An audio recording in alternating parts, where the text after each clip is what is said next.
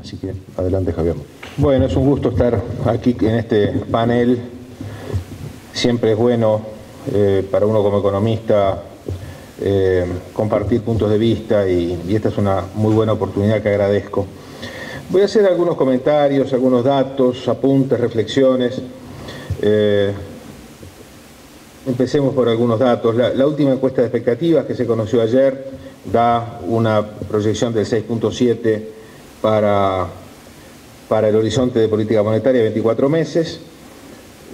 Y empiezo hablando de estas cosas porque si voy a hablar de competitividad es inevitable tener que hablar de política monetaria cambiaria, me gusta llamarla con sus dos apellidos, y de inflación, porque ahí está el tema.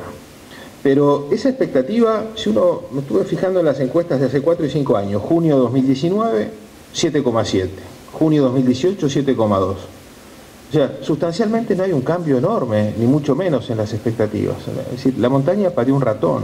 Tanto lío para tan poco cambio.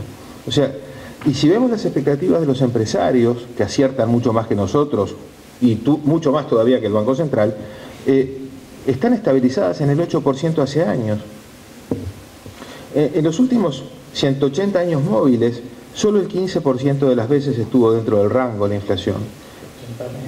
180 años móviles a 180 meses, exactamente, es lo mismo, estoy diciendo exactamente lo mismo. Y entonces, si uno ve, el 60% de las veces quedó donde Mario alguna vez llamó, y yo comparto, la zona de confort, que nunca la definió numéricamente, pero yo la interpreto en el 8% más menos 1, razonablemente. Es decir, las expectativas no están desancladas. Están espectacularmente ancladas en torno al 8%. El que está desanclado es el Banco Central respecto a las expectativas. Las expectativas del Banco Central sí están desancladas y quiere forzar la realidad bajando el tipo de cambio. Otra cosa, el verdadero límite de tolerancia, no rango meta ni cosas de esas, es el 10%. En estos 15 años, que son 180 meses o 180 años móviles, solamente en 2 episodios que totalizan 10 observaciones superó ligeramente y por muy poco tiempo el rango, el 10%. Ese es el verdadero límite que el sistema político se ha autoimpuesto. Nadie considera en Uruguay que se ganen o pierdan elecciones porque la inflación sea 8 y no 2. Otra cosa es el costo de vida relativo a los ingresos, pero es otro tema, eso no es inflación. El consenso político no ha dado lugar a un Banco Central independiente. El Banco Central no lo es, sin embargo pretende serlo. Y el Ministerio de Economía insólitamente coincide, sostiene que la inflación es un tema ajeno del Banco Central, como si no tuviera nada que ver en las políticas económicas que determinan el devenir de la economía. Otra cosa, en Uruguay la inflación no genera los problemas que habitualmente genera en otras economías porque tenemos la institucionalización de la indexación, que es una enfermedad y es un remedio al mismo tiempo. Es decir, en una inflación del 8% anual, quien reajuste una vez por año, a lo sumo pierde un 4% en el promedio del año, que es lo que pierde en Argentina en 2 semanas, por dar un ejemplo extremo. Es decir, no hay un tema así de que la indexación afecta especialmente a los de menores ingresos, sí, obviamente, pero la afectación es insignificante en comparación con otras situaciones. La otra cosa notoria es que en un país bimonetario la política monetaria tiene menos impacto que en países, sin ir más lejos, como Brasil, con una verdadera moneda propia y única. Los números, bueno, sí, los números son increíbles. En los últimos 18 meses a junio, el tipo de cambio real extrarregional cayó 23%, con China 31%. Y a los que hablan de fundamentos, ¿quién me puede explicar los fundamentos para que Uruguay haya empeorado su tipo de cambio real bilateral con China en 31% en 18 meses? Es una cosa sin atadura. Haciendo cálculos, bueno, Adrián dio algunos números, yo hice desde el 2000 y desde el 85 que llevo estas estadísticas, y lo hice con Estados Unidos y con fuera de la región, y el tipo de cambio nominal que nos pondría en el promedio histórico está siempre arriba de 50 pesos, siempre arriba de 50 pesos. Del IEU mejor ni hablar, la Cámara de Industrias ha eliminado ese indicador como potable, no merece ni la más mínima consideración, por más que ahora lo han ajustado un poquito. El último comunicado del Copom, el penúltimo, cuando bajaron un cuarto de punto, no hablan de la recesión y hablan de una inflación subyacente en el 6,2%, y solamente bajaron un cuarto de punto. Es insólito. Después están las inconsistencias. La política monetaria se mantiene tremendamente contractiva mientras la política fiscal está en expansión. El mejor resultado fiscal fue en septiembre 2,5, ahora estamos en 3,7, vamos a ver el viernes que da mayo. Y al mismo tiempo tenemos una política salarial que está abocada a cumplir con un compromiso de recuperación salarial manteniendo la indexación. Entonces, con la indexación que tenemos, se pretende forzar la inflación sin desindexar. Es una cosa que no tiene mayor sentido. También hay un tema de una mayor cantidad de objetivos respecto a instrumentos, otra referencia de Mario, los platitos chinos. Aquí ya se rompió el del tipo de cambio, ya se rompió la inflación, porque el objetivo de inflación era 3,7 para el año que viene y el gobierno ya la llevó a 5,8. Yo diría que hoy los objetivos son un segundo objetivo de inflación menor al 6, 5,8 dice el Ministerio de Economía, y recuperar el salario real. Simplemente porque hay que llegar al salario real que hubo en cierto momento, pero sin que haya ninguna fundamentación en materia de productividad de que ese salario real sea el que debe ser. Un indicador alternativo, no entendí, digo, no me gustó el indicador de transables o no transables de Gabriela. Yo, como indicador de transables, tengo o el índice de precios de exportación de la Cámara de Industrias, que es un muy buen índice, o tengo el índice de precios en dólares fuera de la región, que los tenemos implícitos en la serie de tipo de cambio real del Banco Central. Y eso versus los salarios privados. Bueno, eso da que está un 40% desviado del promedio de los últimos 20 años. Ese es un indicador potente de transables versus no transables.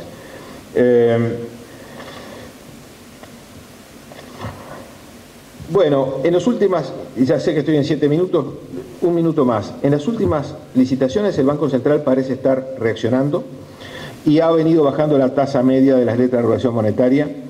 Yo siempre he seguido semana a semana los 4 plazos más cortos, hasta 12 meses, y cuando subía se llegaba a cada copón con una cierta evolución de la tasa media de las letras que acertaba perfectamente al copón. No está el Banco Central, que no ha sido simétrico en mucho tiempo, en muchas cosas, tampoco lo es ahora cuando baja, y está desviado un 1,25%, es decir, la tasa media de las letras versus la tasa de política monetaria está 1,25% divorciado. O sea, en el copón de la semana que viene tendría que bajar por lo menos 1,25% para que se encontraran de vuelta esas dos tasas. Por último, y para terminar, es notorio que hay algunos economistas, yo creo que es absolutamente minoritario ese punto de vista, que sostienen que hay que bajar la inflación a cualquier costo. Y que eso normalmente implica una recesión, que tiene que doler para que se logre el objetivo. Yo entiendo que ese es el libreto que está en ejecución. Sería bueno que alguien se lo dijera al presidente, porque no creo que esté en su propósito autoinfligirse una recesión justo cuando estamos llegando a las vísperas del proceso electoral para bajar un par de puntos de inflación, pero además transitoriamente porque después va a volver a subir. Así que bueno, eso es lo que tenía para comentar. Le plantearía para esta segunda ronda, digamos, un esfuerzo por tratar de identificar cuáles serían las dos grandes áreas, los dos grandes temas en los que cada uno de ustedes entiende que la economía debería dar un salto, o las principales reformas, las dos principales reformas, transformaciones que son necesarias, o sea, las principales áreas sobre las cuales debiéramos actuar para mejorar la competitividad y cuáles serían los cambios, las transformaciones que se entienden que serían necesarias para poder avanzar en esas dos grandes transformaciones. Si es posible, como para tratar de ordenar y redondear esta segunda intervención, concentrarlo esencialmente en eso, decir, bueno, identifiquemos los dos principales temas y cómo atacarlos, cómo resolverlos, pensando en cómo mejorar la competitividad de una mirada más estructural. Contigo, Javier, de vuelta. Bueno, sí, hay algunas cosas previas. Recién vimos el punto de vista de corto plazo, que implica buscar restablecer una situación de competitividad tras los errores que han dado lugar a una caída del tipo de cambio real sin fundamentos. Las reformas estructurales dan lugar a una caída del tipo de cambio real con fundamentos. Es decir, en la medida en que mejora la productividad de la economía vis a vis la del resto del mundo. Porque esa es la otra cosa que no se dice a veces.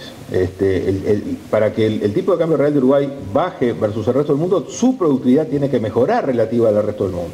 Y no hay evidencia de que así sea. De hecho, hay un trabajo del BID que releva la productividad de América Latina de cada país versus vis a vis Estados Unidos entre años 60 y 2010, y solamente Chile ligeramente y Dominicana le descuentan un poquito de ventaja. Me acuerdo que Andrés Velasco fue que hizo esta presentación en un aniversario de Ceres y decía que les había caído un poco duro porque se habían creído que habían mejorado enormemente la productividad con todas las reformas que hicieron, que son realmente notorias, y sin embargo fue muy poquito lo que consiguieron. Yo creo que tenemos que aprender de nuestra historia, porque en nuestra historia tenemos momentos de aceleración de la tasa a largo plazo y momentos de caída de la tasa a largo plazo. Y en nuestra historia hemos tenido políticas y reformas positivas y también reformas negativas. Reformas negativas como las que hoy hay un revival en Argentina, ¿verdad? Es decir, también tuvimos nuestros pecados, lo que pasa es que los tuvimos hace 70 años y no insistimos en ellos. Pero ahí tenemos un ejemplo de lo que Uruguay hizo en algún momento, tipos de cambios múltiples, cuotas, restricciones cuantitativas, prohibiciones lisas y llanas de importar, etcétera, etcétera. Y después tenemos reformas positivas, notoriamente las del ministro Villegas con la apertura comercial, la apertura financiera y la modificación del sistema tributario, que en su esencia todas estas cosas se mantienen hasta el día de hoy con todos los partidos políticos habiendo pasado por el gobierno. Y después, en los años 90, el final de la inflación crónica, la primera y gran reforma de seguridad social, algunas desmonopolizaciones, no más financiamiento monetario del déficit fiscal, bueno, y una impecable salida de la crisis del año 2000 y una impecable transición entre quién se iba y quién llegaba, manteniendo los aspectos fundamentales de las políticas. Bueno, ahí tuvimos políticas y reformas pro crecimiento, pro exportación, pro inversión, insisto, la historia nos enseña el camino. Y otra cosa previa, yo creo que para que podamos tener unas políticas económicas y políticas públicas en general que sean pro crecimiento y pro inclusión social, la sociedad de algún modo requiere y demanda que la economía crezca más. Es decir, no alcanza con un crecimiento de largo plazo del 2,1, ahora dice un 2,8, en fin, pero con esas tasas de crecimiento no hacemos patria. El Uruguay tiene un ADN que implica tener una red de protección social. Hay demandas insatisfechas de políticas públicas y entonces o se dejan insatisfechas las demandas o se suben los impuestos cada vez más o se termina periódicamente defaulteando la deuda o reprogramándola. Entonces hay que cortar con eso de algún modo. Y en cuanto a la agenda tentativa, bueno, Martín nos pide ahora 2 puntos, la verdad que no sabría hacerlo. No sabría hacerlo porque si me pongo a mencionar temas, bueno, en lo macro, la institucionalidad fiscal, que se hizo algo en este gobierno, la desdolarización, que es más wishful thinking que otra cosa, y la desindexación junto a la desinflación, que es una asignatura pendiente. Mientras tanto se le irá reprimiendo a base a tipo de cambio y nada más y volverá a saltar de nuevo. Seguridad social y enseñanza pública, 2 reformas que este gobierno acometió, pero muchas prendas del apero quedaron por el camino, la leche fue aguada, con el agua de antes, por lo menos, y a su vez una reforma de la enseñanza que hay que ver si queda, porque además de hacer cambios hay que saber gestionarlos y ahí uno tiene dudas sobre si esas cosas se van a mantener, ojalá que sí, por lo menos en la sustancia. Los temas laborales, el planteo ante la OIT, su incorporación parcial, reforma del sector público, rendición tras rendición, se termina rindiendo el servicio civil y retira la reforma, a ver si en esta de pasado mañana se incluye finalmente. Un tema que mi amigo Gabriel Odona reitera sistemáticamente, los sectores no transables que les trasladan ineficiencias al sector transable, la inserción internacional hacia una mejor apertura, la gobernanza de las empresas estatales y nuevos temas que han entrado en la agenda. Yo siempre digo que las políticas públicas y la agenda de reforma de los países son como las que tenemos los seres humanos. Yo tengo 61 años y mi agenda no es la misma que cuando tenía 20 o 40. Sería horrible que fuera la misma agenda. Mi agenda cambió, la de todos ustedes Hay algunos que son bastante más jóvenes, otros un poco mayores, pero la agenda con el paso del tiempo va cambiando, porque eso es parte de la evolución. Sin embargo, la agenda del Uruguay es más o menos la misma. Yo pongo dos ejemplos. Hay que buscar nuevos temas para la agenda. Cuando entré en OPP en el año 93, me pidió reunión el presidente de OCE y me informó que solo podían facturar el 50% del agua que producían. Hoy es igual. 30 años después es igual. En la primera carta de intención que hicimos con el Fondo Monetario en el año 90, se ponía la reforma de las cajas militar y policial. Entonces, la verdad es que el sentido de urgencia no nos caracteriza mucho a nosotros. Y después nuevos temas. Los nuevos temas de la agenda han venido de afuera. El tema ambiental y ahora el tema tributario, de nuevo, que ya vino de afuera hace unos años y se metió lo del secreto bancario y en fin. Pero esos temas vinieron de afuera, no fueron de motu propio que los incluimos. Y hay un tema que tenemos que incluir, que es el migratorio, que no lo hemos incluido todavía en la agenda, y es un tema que está ahí, está sobre la mesa. Así que bueno, voy 6 minutos, me tomo un minutito más. La tasa, se dice que la tasa de inversión, dos reflexiones finales, porque tenemos que ser críticos con los indicadores, con los conceptos. Se dice que la tasa de inversión es baja. Y se habla solamente de una parte de la inversión en activos fijos. Cuando todos coincidiremos que la inversión en capital humano es hoy día mucho más relevante, hasta como objetivo. Y sin embargo, y en una función de producción de una empresa, igual en un país, son los dos factores los que inciden, capital y trabajo. Entonces, ¿por qué seguimos hablando de la inversión en activos fijos y no en la inversión en capital humano? ¿Y cómo estamos si la medimos, la inversión en capital humano? ¿No nos tenemos que cuestionar? Y la inversión en activos fijos, cada vez más se requiere que tenga un contenido tecnológico. Es lo mismo una inversión del 17% del producto que tenga o que no tenga contenido tecnológico. Y otro indicador, la pobreza. 10%, en fin, históricamente bajo, lo que fuera, 9, 8, 10, 11. Pero el otro tema que tenemos es el de la exclusión, que le pega a mucha más gente que a ese 8, 10, 11% de pobres y que es tremendamente relevante porque implica que de algún modo hay una parte fundamental de la población en cuanto a su número que está excluida de un montón de cosas que para la gran mayoría sigue siendo y que para la casi totalidad era. Y ese es un tema que tampoco veo que se esté tratando mucho. Eso es todo, muchas gracias. Y para finalizar, le damos la palabra a Mario para de una mirada. En primer lugar, felicito la iniciativa de esta instancia, porque evidentemente se está abordando un tema muy importante para el país. Sin competitividad no va a haber crecimiento, no va a haber desarrollo, no va a haber mejoras de bienestar, no va a haber mayor equidad, mayor inclusión. Es mucho más importante que quien pueda pensarlo como un tecnicismo.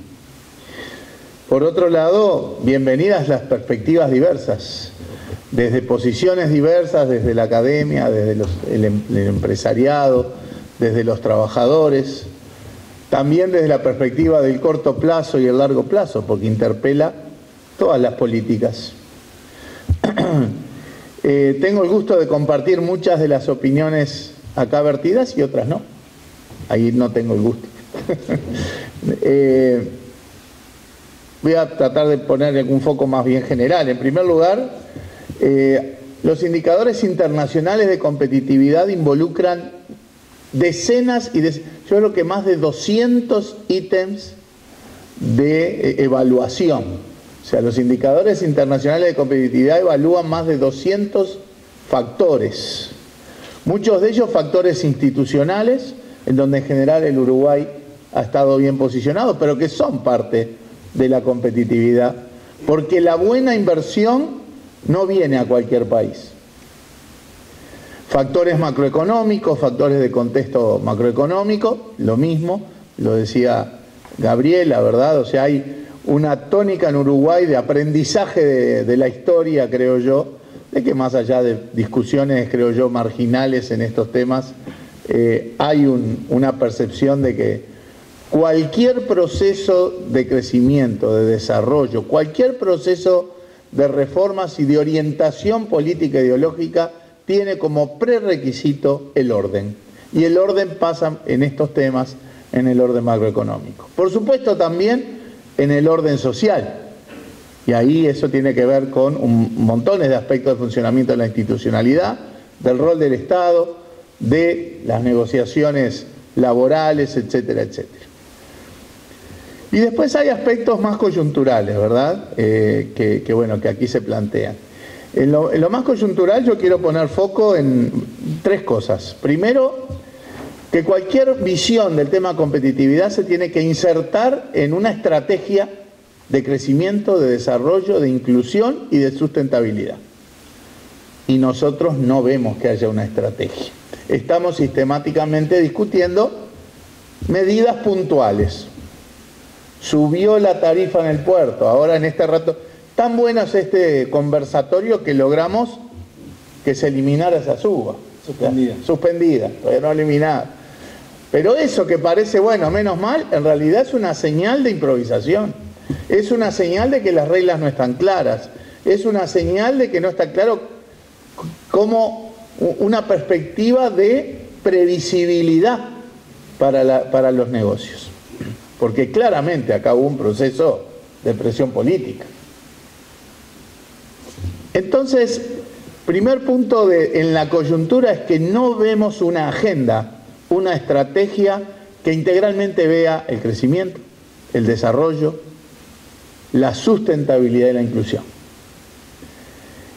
El segundo aspecto de coyuntura tiene que ver con el tema cambiario.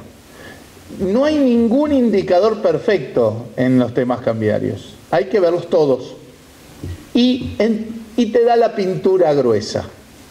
Creo que así es como hay que analizar la infinidad de indicadores de tipo de cambio real, tipo de cambio real de equilibrio, tipo de cambio real de fundamento, el de Salter y Swan y el de precios internacionales.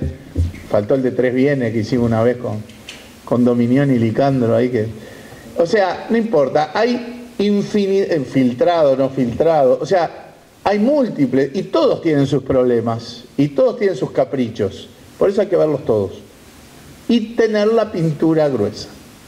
Mi percepción, coincido con algunos de los participantes, en particular los que están a mi izquierda acá, que tenemos hoy un problema cambiario importante. Tenemos un atraso cambiario muy importante. Porque más allá de las tendencias, es difícil explicar caídas tan grandes del tipo de cambio en un plazo tan corto, en donde la productividad no creció a ese ritmo, en donde los fundamentos no se modificaron a ese ritmo. ¿Quién iba a pensar en el Uruguay hace un año ni poco que con un dólar a 43 hoy íbamos a estar cerrando a 37.60 con inflación en el medio? O sea, hay un problema en ese terreno.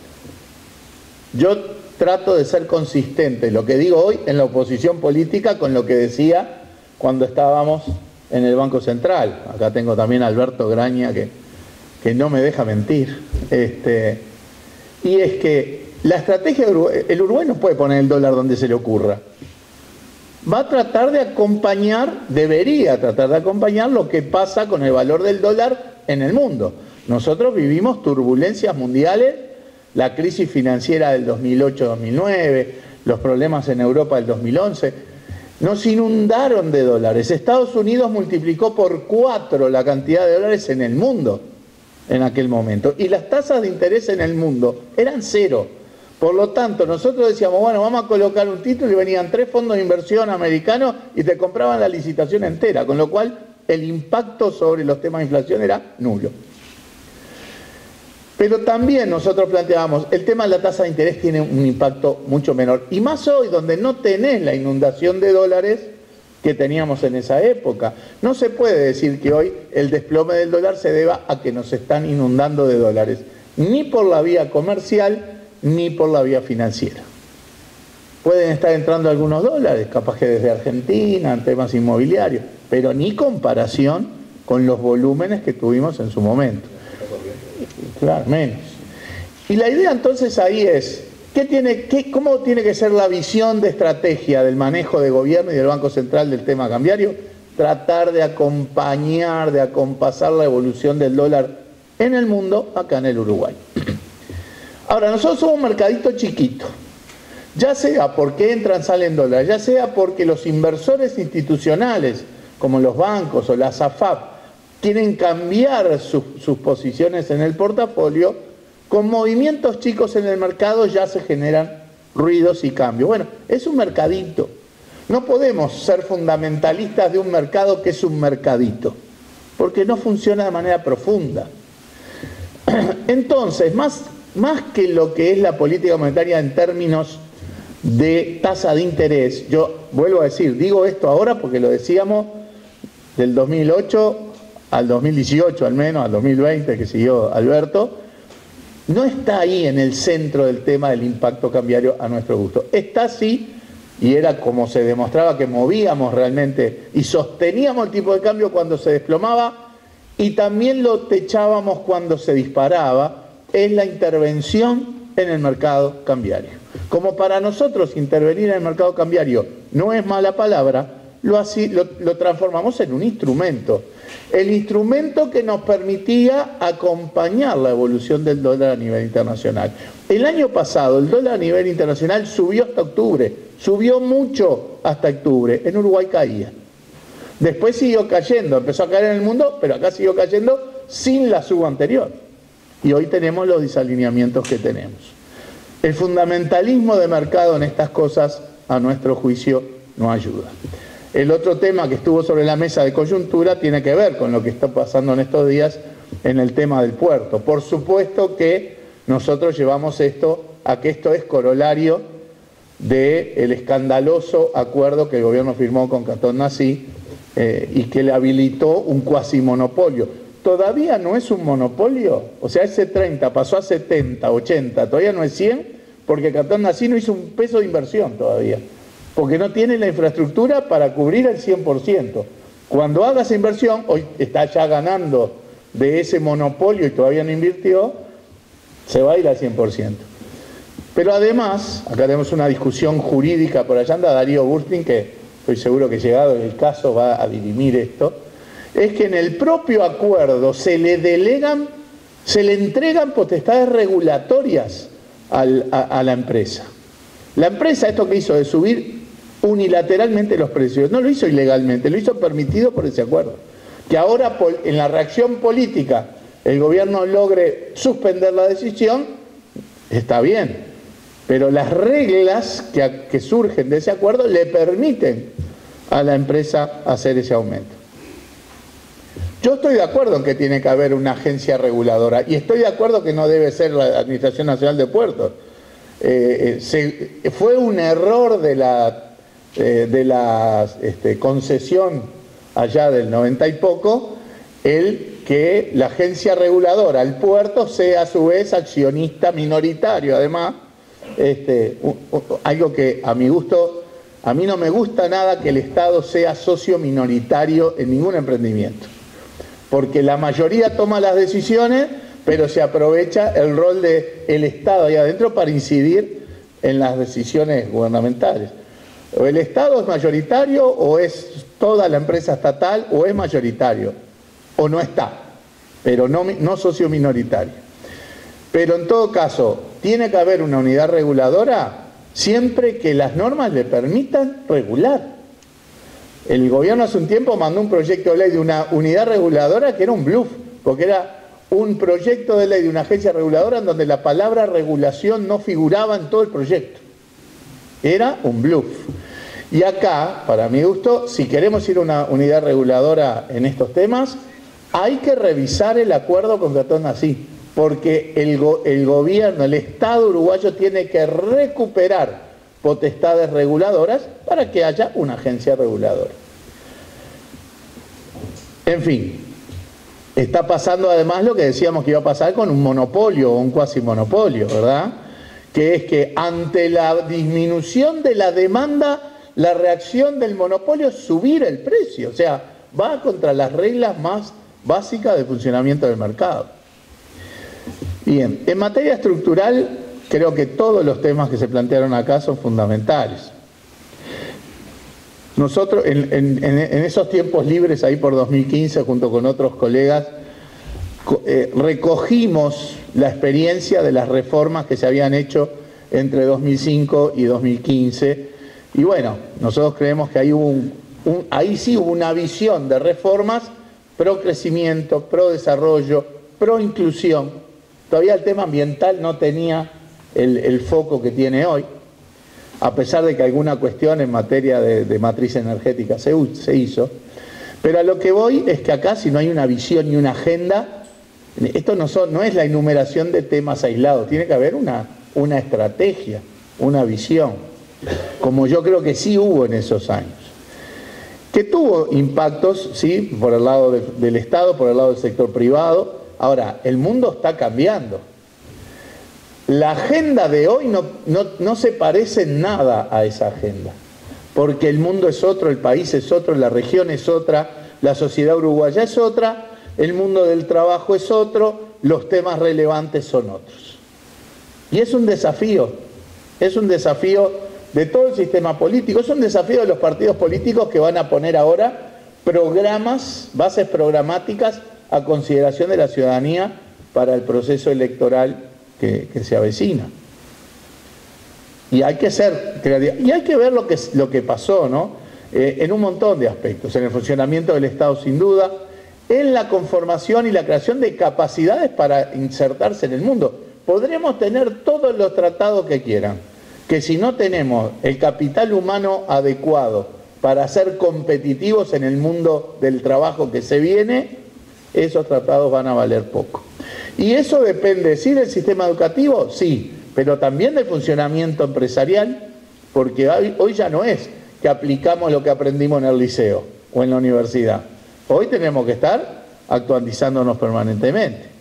O lo que se aprende en las propias empresas, el desarrollo de ciencia, de tecnología, de innovación, que requiere recursos. El tema de la calificación del capital humano, digamos, es clave para el futuro. Ahora, no depende solo del proceso educativo, porque también sabemos que los resultados educativos hoy están condicionados por las condiciones socioeconómicas. En Uruguay no hay un nivel educativo, hay niveles de primer mundo en algunas áreas de la sociedad y niveles paupérrimos en otras áreas de la sociedad. Entonces, la resolución del tema social es parte de una mayor equiparación en materia educativa o de capacitación, de generación de capacidades, como se plantea ahora. Todo eso hay que hacerlo con mucho más diálogo de lo que se viene haciendo, ¿verdad?